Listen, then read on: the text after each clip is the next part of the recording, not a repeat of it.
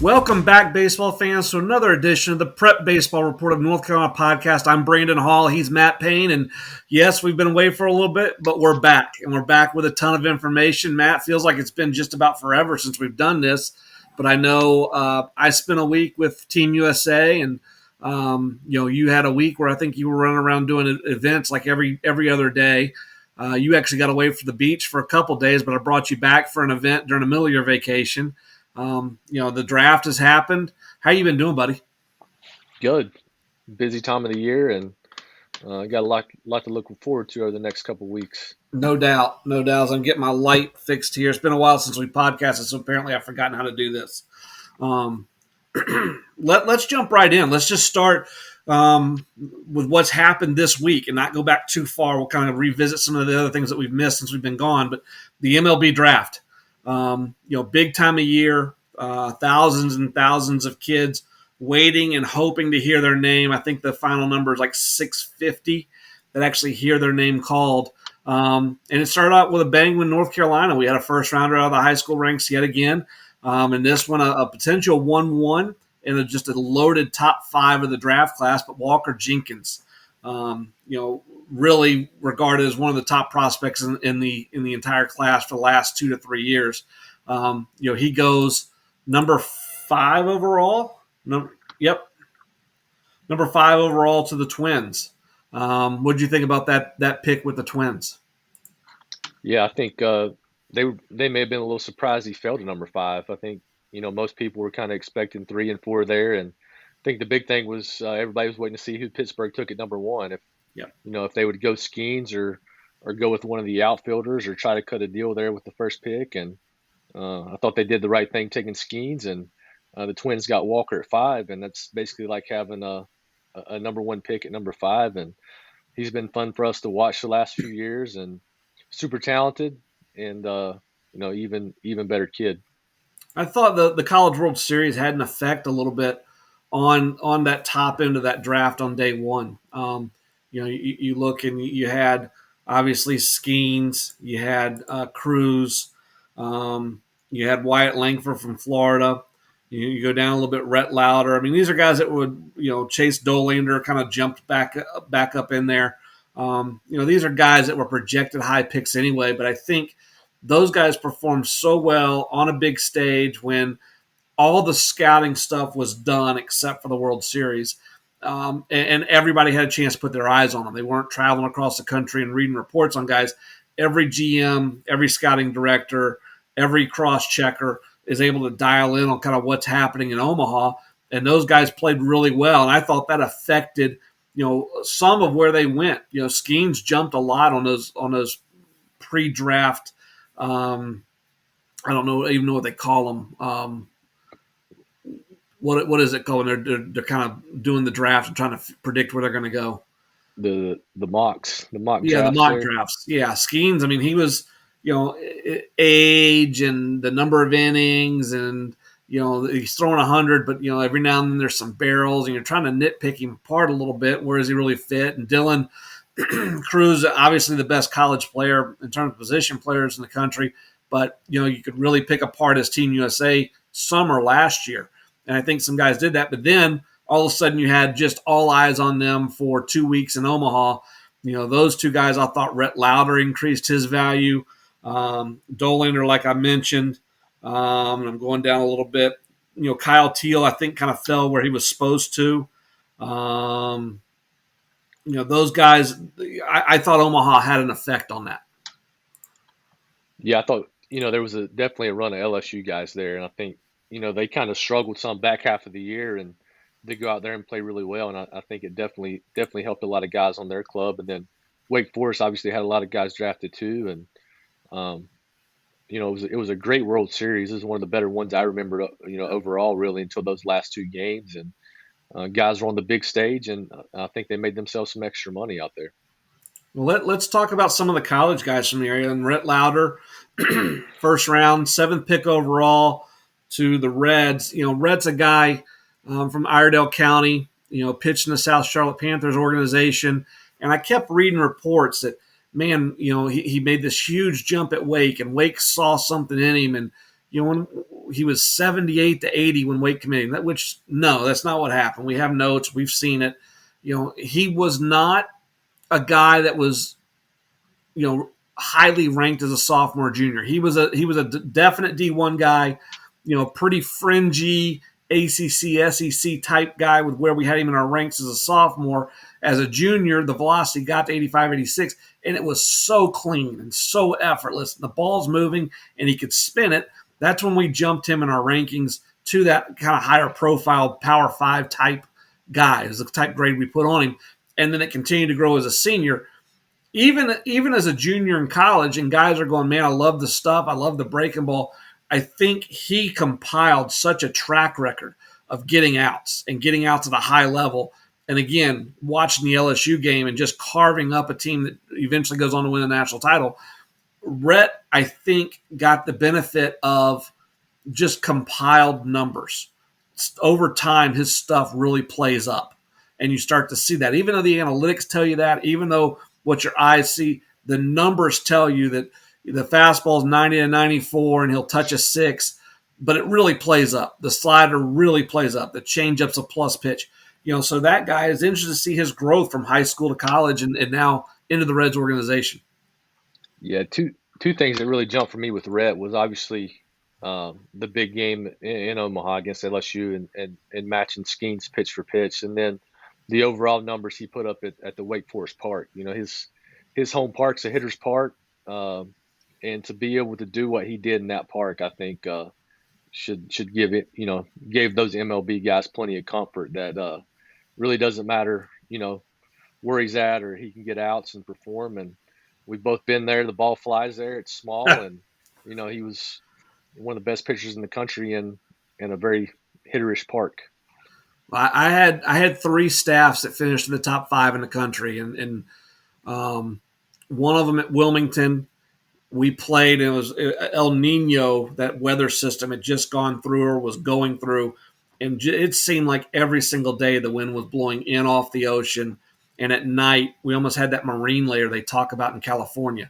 And so we could just pump strikes. The ball wasn't going anywhere. Hit it as hard as you want to hit it. It's not going anywhere. And we had a bunch of sinker guys, and we just flooded the zone. When I got to Charlotte in 2007, we were aided by having a Conference USA roster in the Atlantic 10 because we had just transitioned. We were in year 2 of that transition. We had some more physical guys. We had guys that were really built to get outs at a national level playing in a conference that just wasn't that. It was a kind of a developmental conference with a lot of good players, but they were younger. And, and then the other part was when we played at home, again, we saw a lot of days where the air played thicker. And so we could, again, just flood the zone with strikes. And, we're getting out after out after out. Watching Wake Forest lead the country in pitching, playing at that bandbox. And I remember when Coach Walters got the job, they moved the fences in. Then he put cement behind the fence so that they don't go anywhere afterwards. And I, it's got that little ramp up to the fence. I'm telling you, I'm watching the Super Regional, and guys, the left fielders playing in the warning track, not on it, in it. And you're going, that's right. That's where he should be. Because that place does, and it just rewards bat speed day after day after day.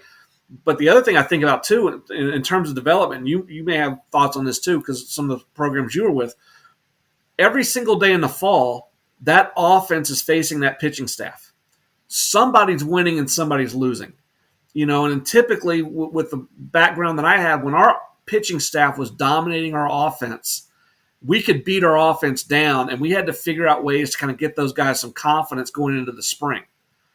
It's really interesting to see they had a great offense and a great pitching staff, and they didn't just beat each other down throughout the fall or the early spring getting ready for it. They went in knowing we can really hit, and they went in knowing we can really pitch.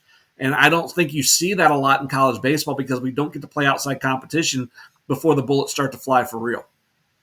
Yeah, that's a great point right there. And I think, facing those arms, obviously they were loaded with position player prospects as well. Wilkin went there at, I think, 18 to Milwaukee. But also, I think you get confidence as a hitter. And, the smaller park, you miss hit a couple balls and still get rewarded at times. It keeps that confidence going throughout the year. And it also, keeps the pitching staff confident too, because they know, hey, this is when we're here, but when we go other places, that might be an out or, but it also forces them to, make pitches and limit damage. And I thought they were as confident as anybody in the country offensively and defensively. And, it showed out there in Omaha being a win away from playing for the title. Well, they had, I think, three arms. It may have been more. Let's see. We got one, two, yeah, three arms taken in the top three rounds. Let's go to the third round, the 84th overall selection by the Chicago White Sox, Seth Keener. And obviously, Seth is somebody that's a fan favorite of ours because of his history and his story and how he got to Wake Forest and how we saw him, and then also his development. Talk to me a little bit. You were down there in the bullpen first time either of us saw him, either of us even heard his name. An East Surrey product. What were your thoughts on Seth Keener the first time you saw him? I want to say it was 2019, 2018, maybe even 17 when he was a sophomore.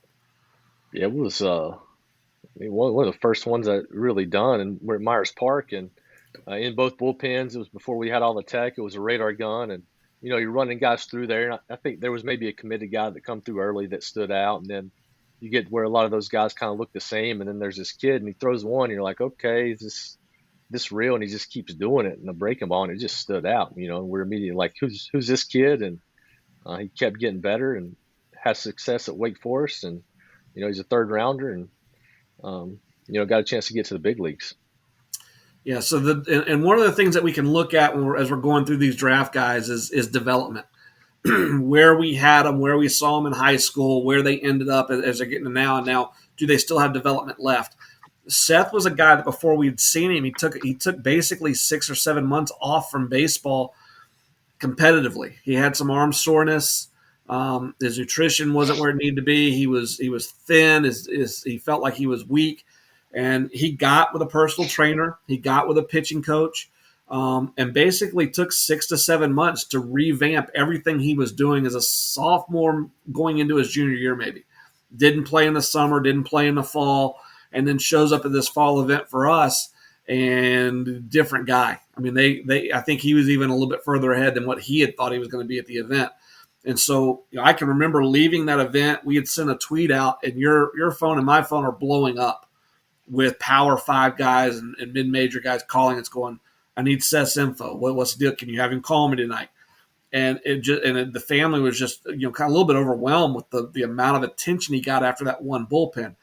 But for an athlete not to get consumed with, the quote unquote normal path of play high school, play summer, play fall, a little bit of a break, get ready for the workout, play high school, play summer, play fall, and because they saw there's a deficiency, he's got to get stronger. He's got to change some of the things he's doing because he's not in good positions at times, and they take that risk and take that time off, and then fast forward it to he ends up at Wake Forest where they have the lab and. I know there's a ton of information coming out about the lab, and as there should be. But those guys, they really are only in the lab 2, maybe 3 times a year. But they're doing other things. It's a very individualized plan. And Seth's the guy that was really good when he left to East Surrey, and was pretty good as a college freshman. But he wasn't a third rounder. He continued to get better over his 4 years at Wake, and put himself where he was their opening day starter, because they had Rhett throwing against somebody else. When they made a decision to move Sullivan to the bullpen at the end of the year to lengthen the bullpen, Keener comes in and he's their number 3. In a super, he's their number 3 in Omaha, and really providing depth to that lineup because he was able to continue to develop as he got there. Yeah, he kept getting better, and it's cool what we saw early, like you said, coming off an injury, and then what we got to see this year at Wake Forest. And another guy I'm interested in is Sean Sullivan from Wake Forest going to Colorado, yep. And we know the hitters park out there, and I think that was a great draft for them, and see how his stuff plays when he gets out there. So he's a lower slot guy. I know he's a little bit taller. But when you actually look at where his slot's coming out, he's a lower slot guy. And he's bigger than Kimbrel with the Phillies that closed out the All-Star game last night. But Kimbrel's a lower slot guy with really good ride on the fastball. Sullivan's the same way. And you're looking at going, man, he's 88 and 92, and he's just blowing people's doors off because from that slot, the ball is not supposed to do what his does. And Wake recognized that very early on and made an adjustment to get him to throw. And you go back and look at his relief outings when the fastball was a little firmer, it was 90, 94 at times, versus what he was as a starter. But he's just out there throwing fastballs against Alabama. Here it is. Run into it if you can.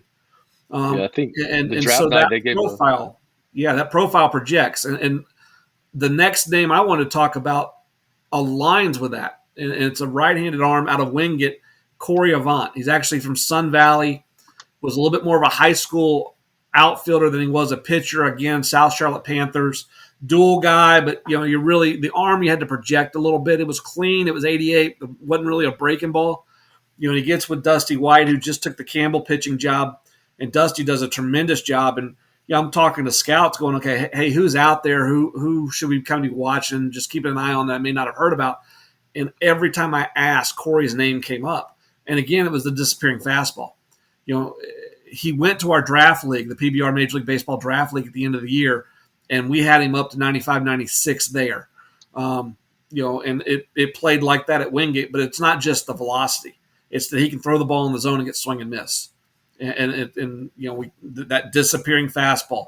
It's doing something different than everybody else's does, regardless of what the velocity tells you. And then he's a competitor and he's a good athlete. But you're talking about a guy in high school that may have been an outfielder first. And, now we go 4 years later and we're watching that progression. We're watching that development. So, people get caught up on our rankings and where our guys rank. There's a ton of development that happens after they leave high school.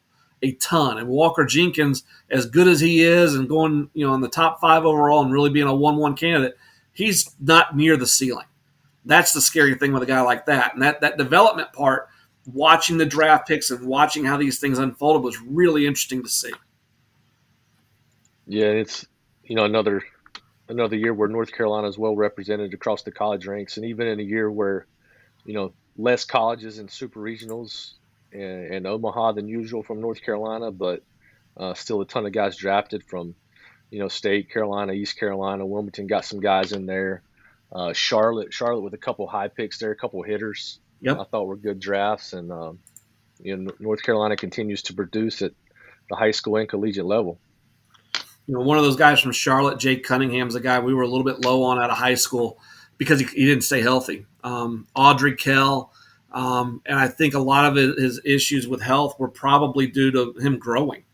And he was a big, physical, strong guy, and I can remember he committed a couple weeks, maybe a month after I'd left Charlotte, maybe a little bit further, but Bo Robinson, who was the recruiting coordinator at the time, not NC State, was really high on him. And I'm like, Bo, I haven't seen it. Now, I was watching him hurt. They had seen him healthy.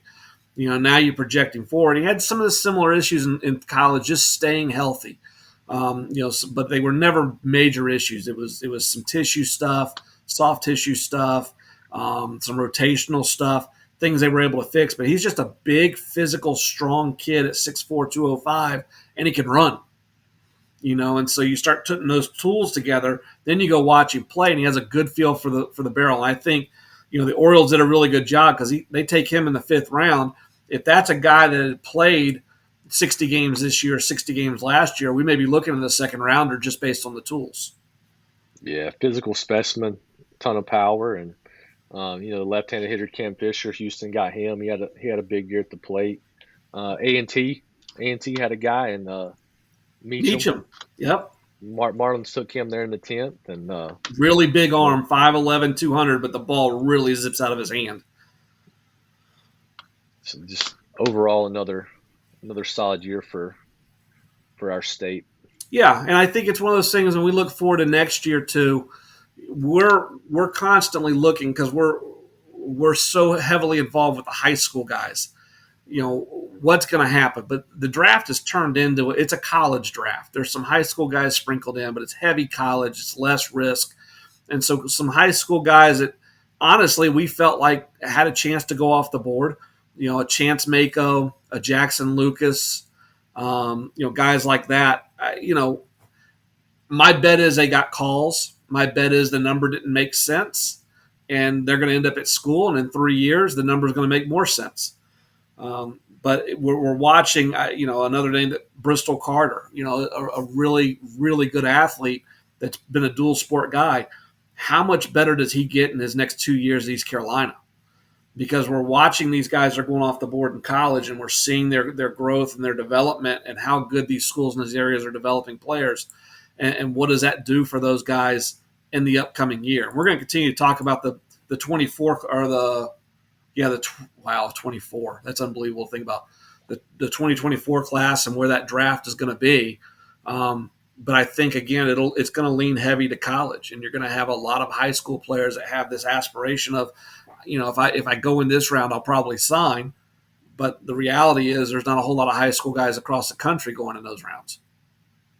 No, another Hayden LaFew, the lefty, going to Wake Forest. Yep, it's a good How kit much for Wake.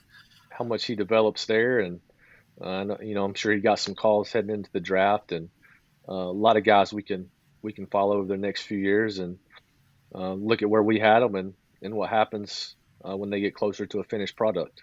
Yeah, one of the things I wanted to point out, as I was taking notes on the draft, and we're looking back to see where we had these guys ranked, what the notes were, what our grades were, guys with ball to bat ability, guys that had feel for the barrel.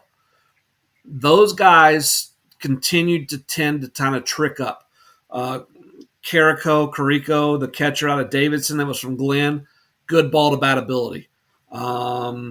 The outfielder, Ryan Wilson, again from Davidson, Durham Jordan product, really good ball to bat ability. And then the other part was guys that had elite secondary makings. Maybe the breaking ball wasn't there yet, but you could see it coming.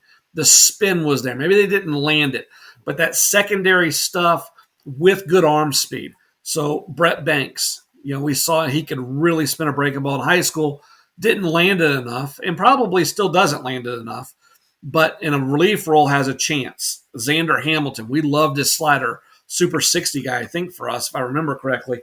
And then Xander,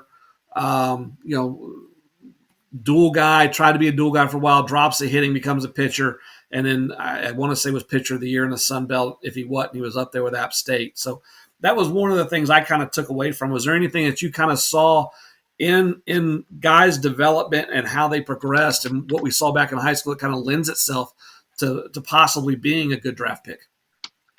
I think you can kind of see who these kids go to, how it fits the mold of what those orgs are doing. Like, Yep. you look at Cleveland taking Tommy Hawk, very similar to the draft. They took the kid in the top, I think it was the 6th or 8th last year out of Charlotte. On base guy, um, you know, not a ton of power, but defense, hit there, value the on base percentage. And then like Atlanta taking the arm with the big stuff out of Campbell, uh, Keeler. How they prioritize developing pitching and going there. And I think that's something we kind of, when we look at these guys, you can kind of see where some of them fit. I think we talked about Mako, and the teams that were in on him were teams that developed. He's got a high Yep. ceiling, and the teams that really liked him were the ones that believe in their developmental process and know they can get him to a ceiling. So I think that's interesting thing to follow. What was and we're going to move on after this, but what was the overall feeling with Coach Hart, those guys in NC State? I know you're in touch with them, and have an affinity in your heart with the jersey hanging on the wall behind you. They're going to lose Morales, the kid out of Florida, but it seemed like the guys they were scared about may have made it through. I know the two here in North Carolina with Mako and Lucas make it to them. What was the overall thought there with getting through the draft? I know, Lucas and Morales were both on campus for summer school, Yep. but still sweating it out. And, um, I think they feel good about Lucas. I think, with Mako, you always run the risk of, somebody talking him into going to a junior college, but, you know, getting 3 of those arms would have been a huge get for those guys. But I think if they get 2, I think they come away happy Yeah. with that. Yeah, especially with some of the young guys they have returning, because there's some talent there, and I think Clint's been there with the pitching staff long enough now to kind of really get his stuff sealed in. He does a really good job with the pitching and the pitchability stuff, and then allowing their weight room to take over and kind of continue to build bodies. So that's a big class for those guys, and trying to turn some projectable top 10 round type arms into top 3 round type arms in the next 3 years, and kind of see how that progresses for them. So we're going to move on, Matt, with and we're going to talk about the border battle. We're going to talk about Team Carolina East, but as we're getting ready to kind of hit our stretch run, we're going to head down to Atlanta for the future games. I'm trying to be good. I'm trying to get into better shape. I'm trying to drop a couple lbs here and there. And one of the things I've really noticed is with my workouts and my diet, when I'm hydrated, I have an easier time of going about that. And one of our sponsors, Liquid IV, has been really good. It's something I've gotten turned on to now. It's easy to use. You just zip the package open, dump it in your water, bing, bam, boom. Your hydration's going at a faster rate than if you were to just dump water into your body. So, yes, I'm drinking water, but, that Liquid IV is kind of continuing to help me stay engaged, stay ready for the next day's workout. The strawberry lemonade, and the lemon lime are my 3 favorites. I've tried tropical punch and watermelon. Wouldn't pass those by either. They taste great, go down easy, and you can tell a difference when you've been on it and stayed on it for a couple of weeks now, how my body's performing as I'm going through those workouts, getting ready, because I can't just show up at Lake Point in 105-degree heat and hit those fungos for 3 hours like I could in Indianapolis. Back in my younger days. Indianapolis was a lot cooler too. 1 stick of Liquid IV and 16 ounces of water hydrates you 2 times faster and more efficiently than water alone. 12 delicious flavors. Contains 5 essential vitamins, B3, B5, B6, B12, and vitamin C, and 3 times the electrolytes of traditional sports drinks. Made with premium ingredients, non-GMO, free from gluten, dairy, and soy. We're going to, with what Liquid IV is doing with us, you get 20% off. If you go to liquidiv.com right now and use the code PBRNC23 at checkout. That's 20% off anything you order when you shop for better hydration today using the promo code PBRNC23 at liquidiv.com. So slow process for me at times, trying to get back in and trying to get all the I like to eat, man. You've been around me. It's an event for me at times. So we're doing better around the house with the 2 kids. They're doing great with their nutrition. I wish I could eat like them, but I'm trying to get there. And hopefully, when we get down to Lake Point, I'm able to handle that fungo for a couple hours, hitting to those teams in front of all those college coaches. You need it down there, throwing a couple lightning delays and be some long days, some couple hours of sleep, and go back at it the next day. End of June, we had one of our big events, the border battle, North Carolina versus South Carolina. We had a little over 110 players total from the 2 states. We had over 30 college coaches and pro scouts in attendance. Was this the best event we've run? In terms of pure talent, we're going to look back and go, man, there were players all over the place. I think top to bottom, it was the most overall depth we've had at a border battle. 3 games, no let up from game to game. Talent just kept rolling through, and it was there was a lot of guys there that college coaches could look at and say, I'm needed to see this guy. I'm glad I saw this guy, and either move on him or see him in the weeks after. Give me a couple of the position players that you felt like stood out during the event. And I'm pulling up some of the stats now and checking through exit velocities and checking through the Swift running times. I know Jake Mathis and Amari Burris and Tommy Williams was intriguing throughout the day. But where did your eyes kind of land as you were going through the roster and really bearing down on these guys during not only just the workout but the gameplay? Hey, I thought it was, we had a couple committed kids there, and seeing those committed guys and how relaxed they were going through it versus maybe some of the non-committed kids is interesting to see. Levi Brown, their defensive stands out, ran well, took a good BP. And that was the first time I've seen him since juniors because he's been hurt, right? Yeah. That was impressive. Some injuries. Yeah. That's, and you don't, been hurt. I remember him at juniors, and I liked him at juniors. NC State commit, but I walked away from the day going, man, NC State. They're gonna have to see if they can hold on to that one. That was. I mean, he was really impressive. The body's put on weight. Trey Spees, Western Carolina commit. Just I think he barreled balls in every at bat that day. Yeah. Good showing for him. And then get to Camden Ash, 2024 catcher. Got arm strength. He's physical, durable body, strong in the box. Guy that really jumped. Patrick Bolt from South Brunswick, Yep. 2024 catcher.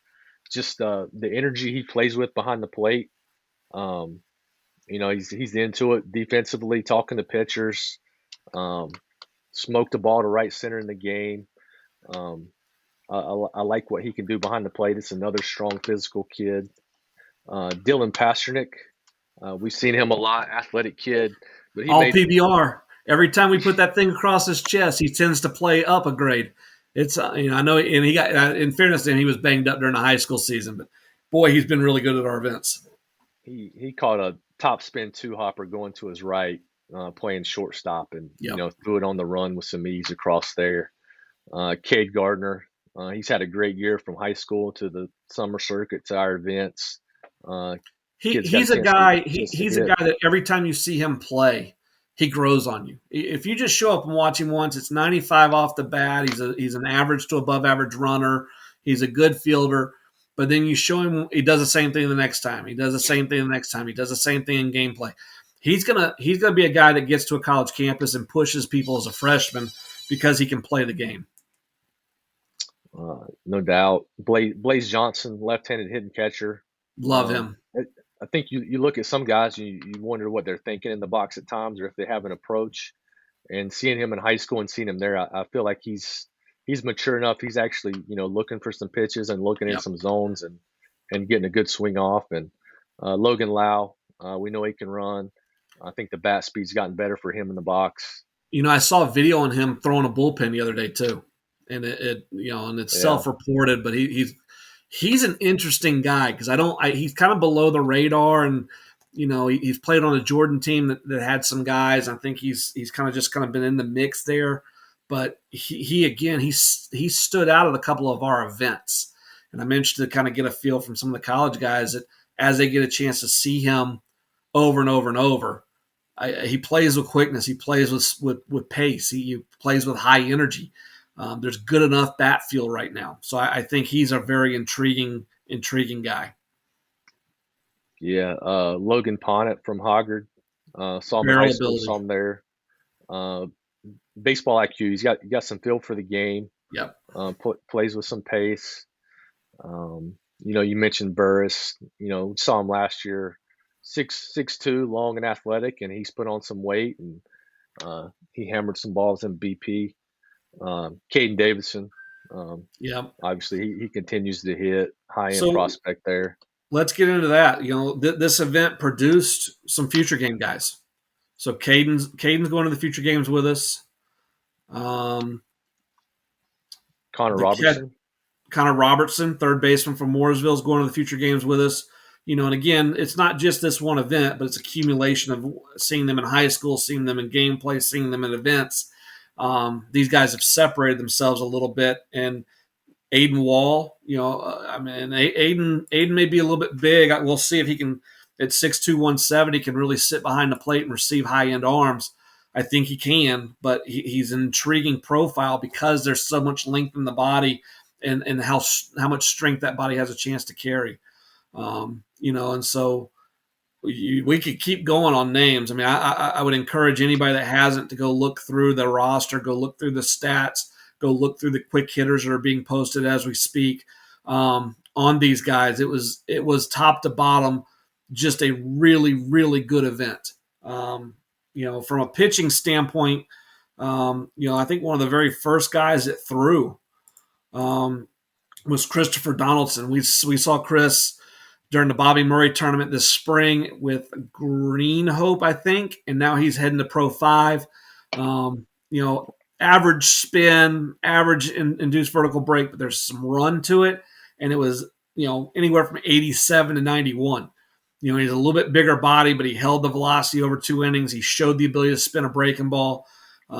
He was intriguing. Dalen Boykin spin a breaking ball. Carson Dolly, Dale, D-A-H-L-E, spun a breaking ball. Trey Roberts. I think Trey's still trying to figure out and grow into his body. His direction kind of is day-to-day at times, but it's a loose arm and it's got heavy run. And I think some of the things with these guys, they're caught up a little bit with velocity, where if it's 87, 88, but it's got heavy run, I don't have to miss the bat. All I got to do is miss the barrel. And I think Trey has got a chance to be a sink slider guy as he really commits to what the ball's doing out of his hand. But Cole Kucklick threw really well. Tate Jones, we've talked about Tate a lot out of Williams, strike thrower, doesn't throw anything straight, barely gives the hitter more than a couple different options per at bat at his fastball. You're going to have to hit a cutter, a changeup, a breaking ball. And if you show the ability to do that, then the fastball is good enough to climb in there on you. And it was good. From that standpoint, those events are really driven by the pitchers because the hitters aren't going to get multiple looks at them, which isn't fair to the hitter. But having said that, I thought the hitters in this event did a really good job of going into at bats, having a plan, and being aggressive to show the college coaches and pro scouts, I can get to fastball. I can be on time right out of the on-deck circle. And our pitchers were good enough that it forced those hitters to be good to be able to get the ball in play. Yeah, I go back to Zeb Swangam from TC. Yep. Shot, I think, 3 balls to right field in at bats. Huge barrel ability.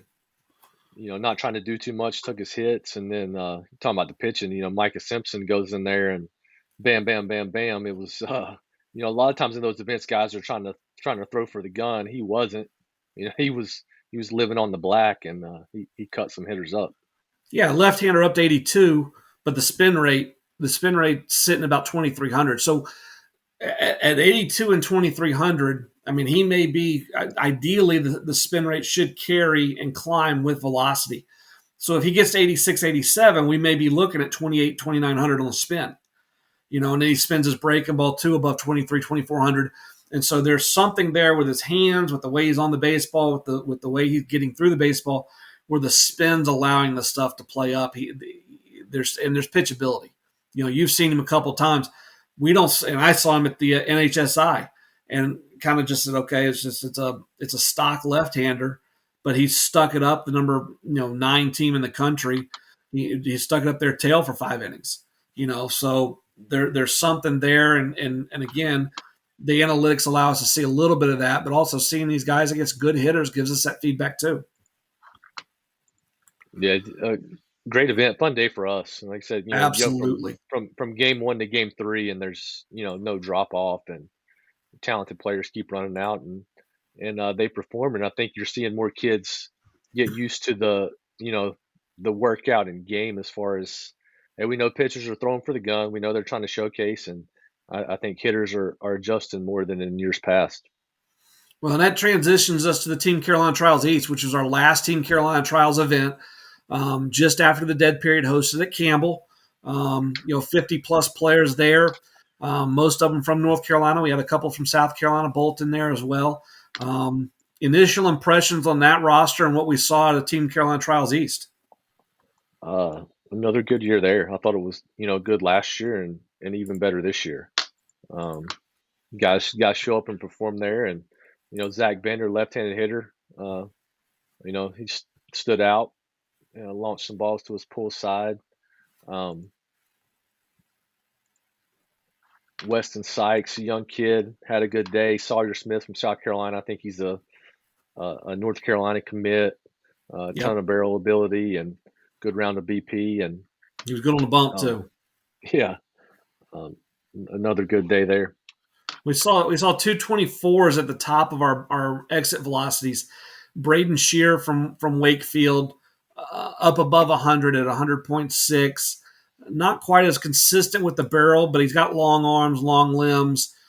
I think at 6'1", 195, his limbs probably a little bit longer than what the normal 6'1" is. He's going to be an interesting follow. First baseman, where does he fit? If he can show for a couple weeks that he can really find the barrel, there's power potential there, just with the way the ball jumped off the bat. And then, from Greenfield High School and the Game Time Prospects group in North Carolina, an outfielder named Quentin Blake was our first look at him. 6'1", 220, muscular, physical build. Again, would like to see a little bit more barrel feel, but 103 max exit velocity, 93.3 average. And so I think even with these 24s, there's still a lot of time. Both those guys are uncommitted. There's still a lot of time as college coaches are just now getting out of the transfer portal and trying to evaluate, okay, who's left and what do we want? Do we want the projection guy? Do we want the polished guy? Do we want the high ceiling? Everybody wants high ceiling, high floor, but are we willing to take a high ceiling, low floor guy? He may make the big leagues. He may never play an inning for us. That type of contrast. Do we want that guy in the program? Do we develop that type of guy? Do those guys get better off by going to a junior college for 2 years instead of maybe bouncing around the portal? So, some of these 24s will be interesting to follow. And obviously, we're diving heavy into the 25 group as we get ready to go to the future games, and putting that future games group together and the roster hasn't been easy. I mean, there's a lot of guys that we got to pare down to the 24 we're taking, and you're dealing with as much as anybody with not just them but also our junior futures at the 27s. And talk a little bit about just that parity that you're seeing in us trying to put those teams together. Yeah, it's been a little bit of a different year for us with the new recruiting rules. Yep. It's futures is 25s and 26s, and last year with 24s and 25s, there was a handful of 25s that make the trip. Those 24s start going off the board, and we've always deal with colleges trying to get kids to commit before they get down there, and lose some guys there. And we haven't had that this year, and it's really limited our roster to 25s with less of them committed, and Right. we combine with South Carolina, and there's always guys that are good enough to be there that it just doesn't work out numbers wise combining with the club, and um, and then picking the guys you do invite. It's you see them, you make calls, and you look at numbers, and you hope you take the right guy. Yeah, and I'm excited about the roster where it is right now. We got to finalize it a little bit. I know South Carolina had an event last night. We're still running through some of the numbers from the East event and making sure we really understand what that player has, and then making phone calls too. We haven't seen him playing a game. Let's get some feedback on gameplay. Does what we saw translate? And going through that process there. But I think we're going to be athletic. I know we're going to play California, Mid Atlantic, and Florida. And so, Mid Atlantic's going to be very similar to us in terms of the type of recruiting that's going on. Florida is going to see, a lot of their upper tier guys have committed. That's the fastest state in the country in terms of commitments. So they're going to be a little bit further ahead. The new rules didn't affect that with them because they happened so late. Next year, I think Team Florida, you're going to see a really an extreme bump in talent that they bring to the future games just because it's an uncommitted event. And then California is always interesting because those guys have to commit so far out to the future games to get flights and things like that. It's less, and those guys in California do a good job, but it's our first time playing them. So I'm excited to kind of just see differences in styles, differences in the way they build their team, and allow them to play in this event. For the guys that don't get to the future games, right behind it the following week at Campbell, the North Carolina Top Prospect Games, one of my favorite events of the year, an event that we've run for I think 5 or 6 years now. I think we have over 220 commitments out of this event. Just something insane. An event that in some years has seen 10 to 15 college coaches, and in some years we've seen 40. And I would love to sit here and say, hey, if PBR runs an event, there's going to be college coaches there. But honestly, it's driven by the roster. And we're off to a really good start with this roster, having just kind of put this event up on the site in the last couple of weeks, sent our invites out, getting ready to send the next set of invites out. Back at Campbell's going to be hot. What are your thoughts on the Top Prospect Games? Great event. I think you get to see a lot of the this year will be the 24s, seeing where they're at the the back end of the summer, and then it's also a great time for us to really dial in on some 26s and 27s that we've heard the name, but maybe haven't seen, or maybe only see them work out. And they come down there, we get to watch them work out again, and see how they handle some game situations. And that roster is still being built. Every position still has some openings. So if you know somebody or if there's somebody that you think should attend, you can go onto the website, prepbaseballreport.com, go to North Carolina, go to events, and then click on top prospect games. You can request an invite. We're reviewing those daily as we kind of continue to try to build as good a roster as we can for that event, and give college coaches and pro scouts one last look at the summer prior to kind of turning the page and going into our fall series, which will be scout days. We'll have an uncommitted senior event. We may have a uncommitted North Carolina versus South Carolina event. We may have a Southeast unsigned senior event. There'll be some senior driven events, and then also trying to get to know some of the younger players. We get ready for the high school season and how that's going to play out, where a team's going to be ranked, where a player's going to be ranked, and where do we go as we start the spring. So, Matt, last thoughts as we kind of start to get ready to close this summer down. Players, events, things that are coming up. Looking forward to Lake Point and being down there in the heat for a week and all of that good stuff. Yeah, I think seeing how the guys we take down there, how we do in our pool. We had a great year last year. I think we're in position to do it again this year, and then seeing all the college coaches that get to spend some time with them for a few days and kind of see where things are trending with what they're doing and what they're looking for, and how the new rules are affecting things. Well, I'm looking forward to it too. We've got a couple weeks to kind of figure this thing out and get those guys ready to roll. But we'll be back next week, probably to introduce that roster, talk a little bit more about Lake Point, a little bit more about some of the things that have happened in the past couple weeks that we haven't gotten to yet. But we're back. We're going to be on here. We're going to be a little bit more consistent now that we're both back. I'm Brandon Hall. He's Matt Payne. This is the Prep Baseball Report of North Carolina podcast, and we'll see you at the field.